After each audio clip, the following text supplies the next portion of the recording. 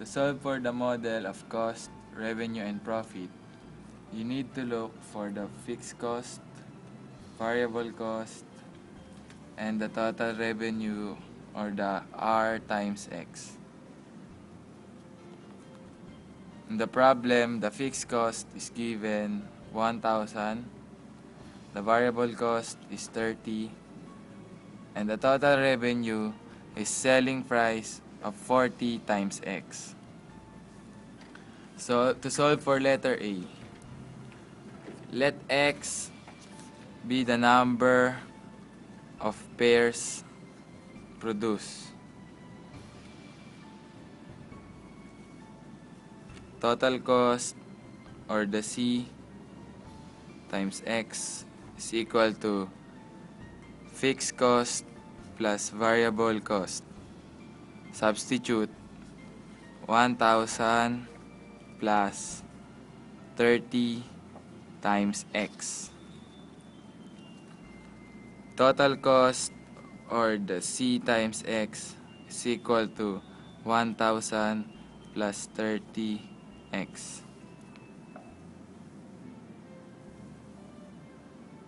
Solve for letter B.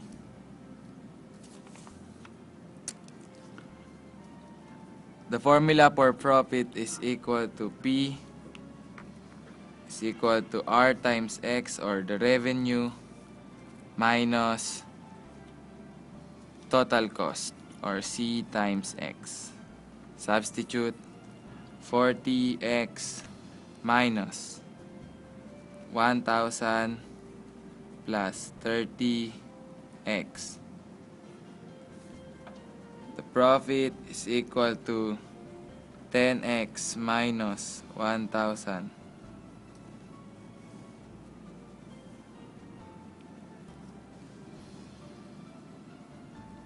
To solve for break-even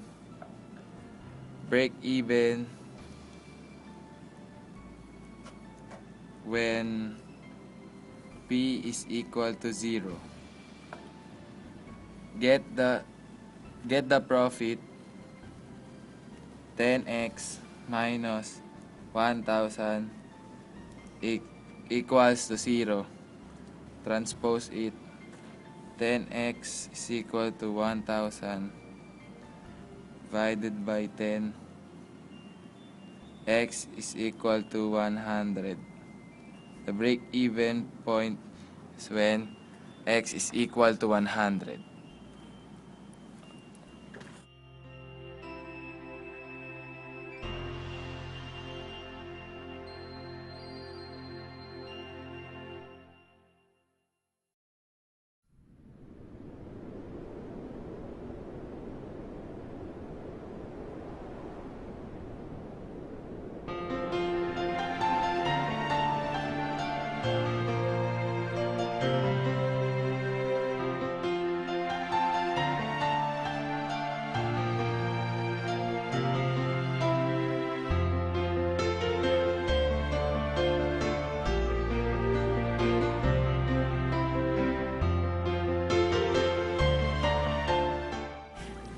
So these were the given provided in the question.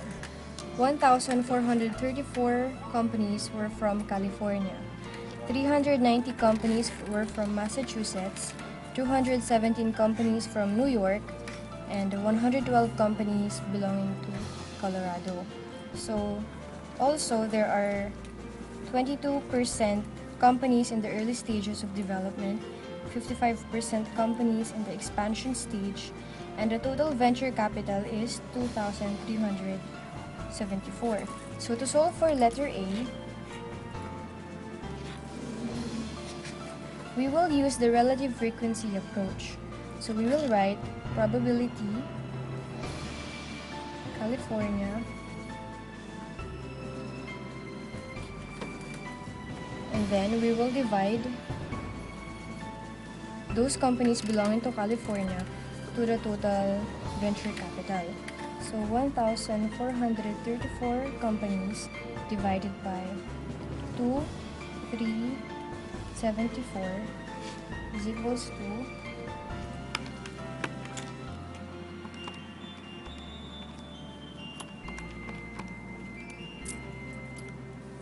60%.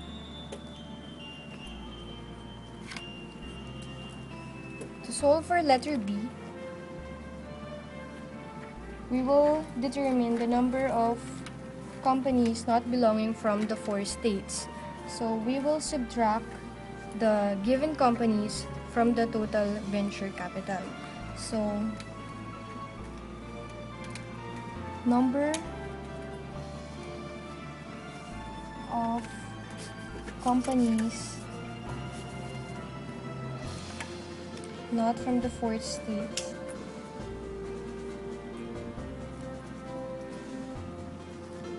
equals to 2374 minus 1434 minus 390 minus 217 minus 112 is equals to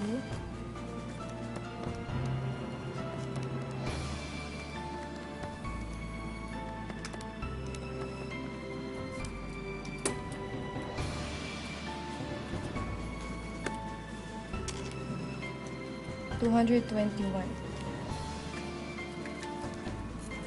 To solve for letter C, we will define the number of companies not in the early stage. So, probability of not in the early stage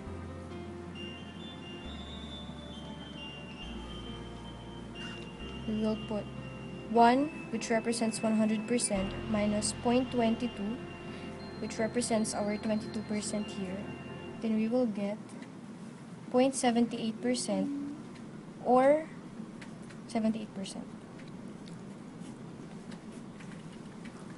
And now to solve for letter D, we will estimate the number of Massachusetts companies in the early stages of development. So we will put probability. So we will put 0.22, which represents the percentage of companies in the early stages of development. We will multiply it by the number of companies belonging to Massachusetts, which is 390. And we will get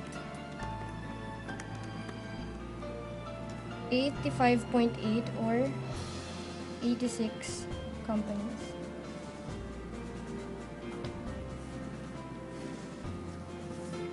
Now, to solve for letter E, if we assume the size of the awards did not differ by the states, we can multiply the probability an award went to Colorado by the total venture funds disbursed to get an estimate. So we will write estimate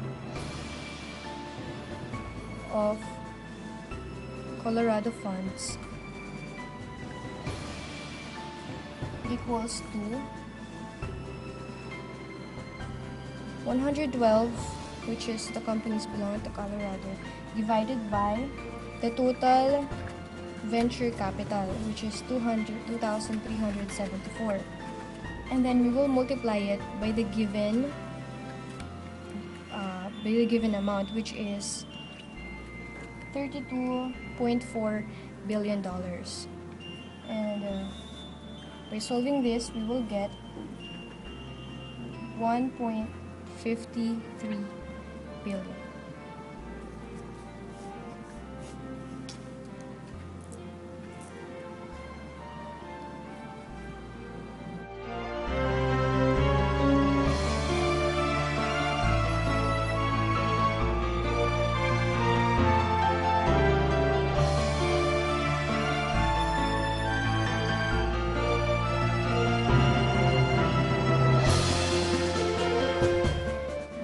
Here are the given for the problem number 17 in probability distribution. Lambda is equal to 10 passengers per minute. The formula for Poisson method is P. The probability of x is equal to E raised to the power of negative lambda times lambda raised to the power of x divided by x factorial. Lambda is the arrival per time. So for letter A, what is the probability of no arrivals in a minute period? The probability of x is equal to 0 or no arrival is equal to e raised to the power of negative 10 times 10 raised to the power of 0 divided by 0 factorial.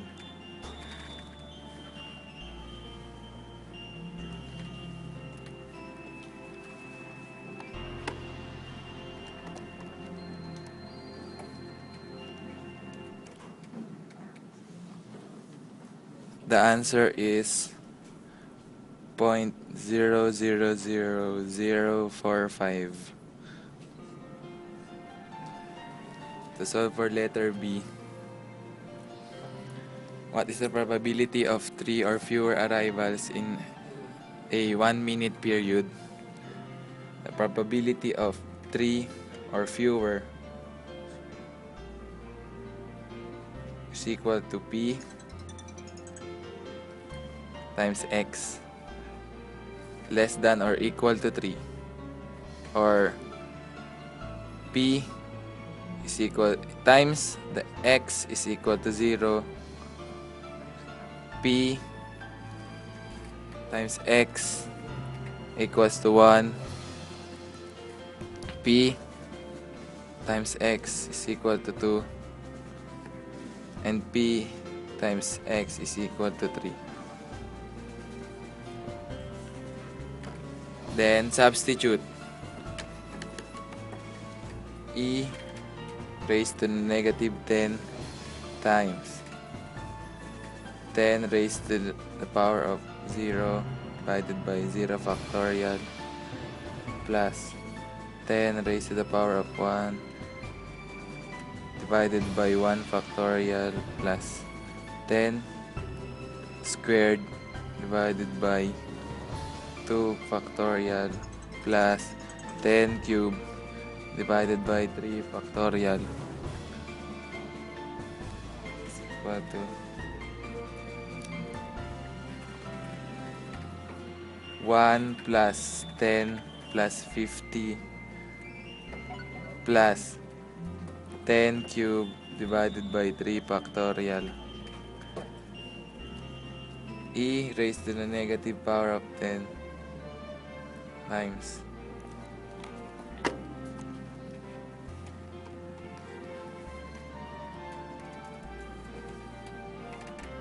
227.66666667.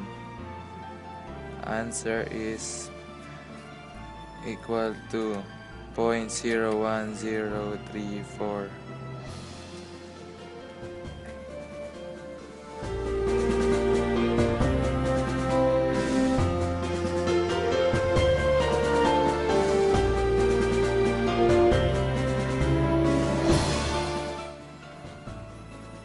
To construct decision tree, you need to look for decision and the state of nature.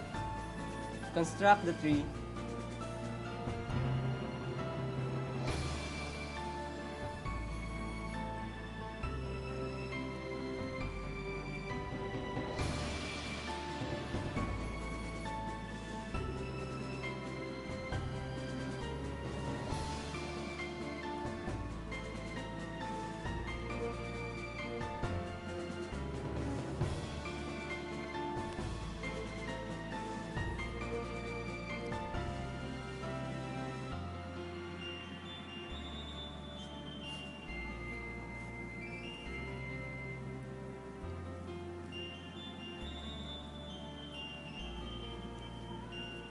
and this is the answer for letter A.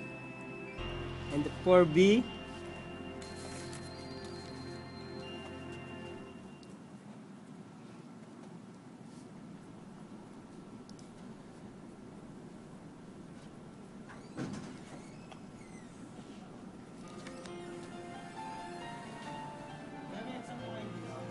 okay po.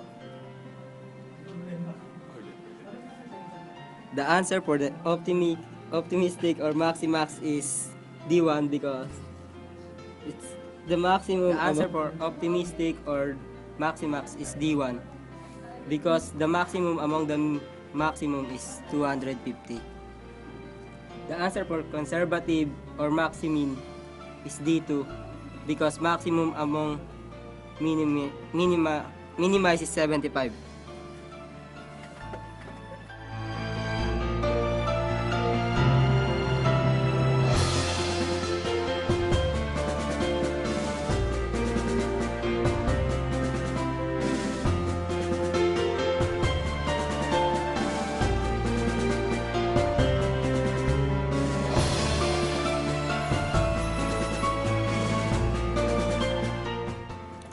To find for the value of the game, we must first find the column maximum. So here's how to do it. We find the highest value within the column. So in this case, it would be 30. We place 30 here. For the next column, we'll see 20 as the highest. So we'll write 20 here. And goes on for the next several columns. 10 here, and another 20 here. Next, we label this thing with column max. Next thing is we'll find for the row minimum. So in this case, negative 8 is the lowest value. Oh, it's the negative 15 rather. Next, negative 10 will be the lowest value in this case, so we'll write negative 10. And as for this row, it's negative 25, and here it would be 10. So we'll label it as row minimum. Next thing we'll find is the maximin. So in this case, 10 would be the maximin, and the other thing would be the minimax, which would be 10. So after finding for the minimax and the maximin, we'll find the value of the game. So to find for the value of the game,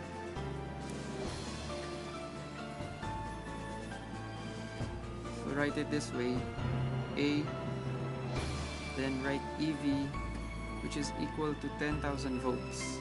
Since we find 10 here, so we'll write 10,000 votes are the expected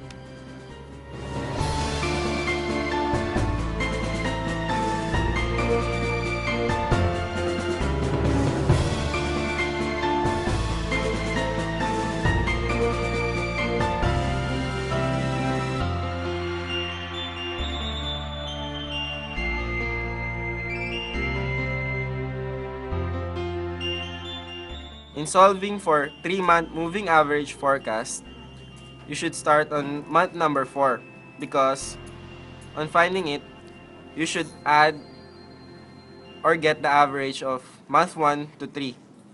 Add them all and divide it by 3 and you will get 9.40.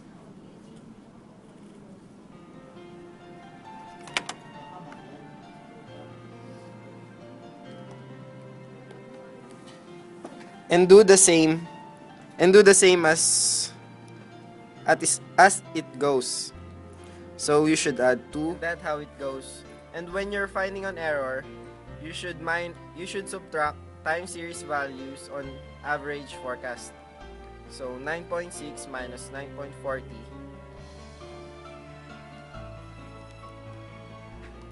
And then for finding a total, you should square it. So we will square this, and that's the answer. And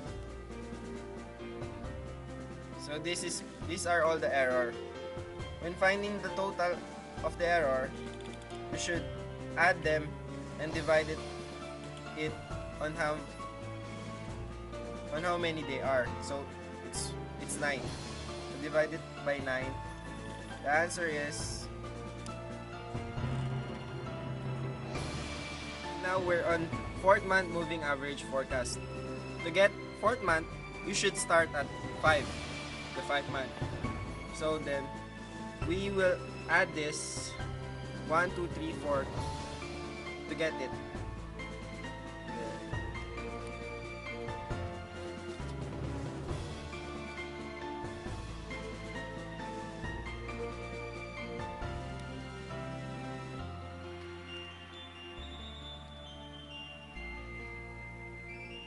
And divide it by 4.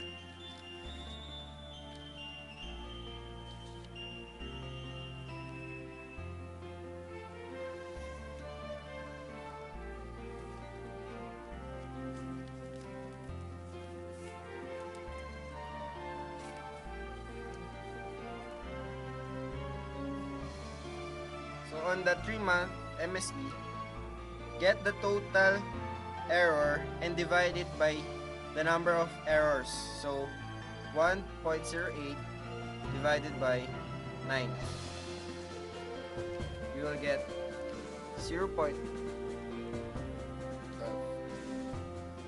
And the MSE of 4th month, so you will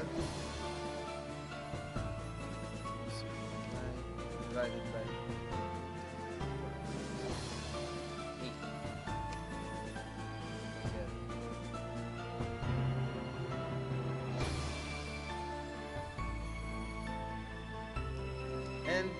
And when you're done, choose the smallest to use in forecasting.